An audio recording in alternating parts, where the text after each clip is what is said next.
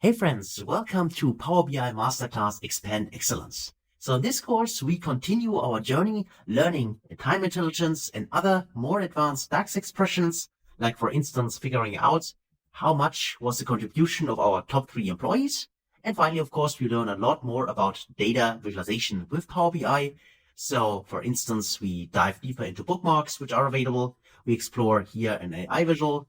So for the bookmarks, triggering different kinds of visuals depending on buttons. For instance, if I click here, you see that a different visualization appear. We learn how we can slice and dice using filters in here, but also how to reset the filters using bookmarks. So if I click here, I would reset my filters to my default view. We also explore a little bit about what kind of navigation we can create, what kind of effects we have if someone hovers over those, and if I navigate to them. Here, for instance, I can see that here we have a report. And for this report, we learn about a trick, like for instance, adding, in this case, pop-up windows. If I click here, you see some additional information. And if I click away, then this is gone. And I can also here drill through to details, go here, go to drill through my detail page, and then I would see information about the detail page, which I can then also go back to my original board page.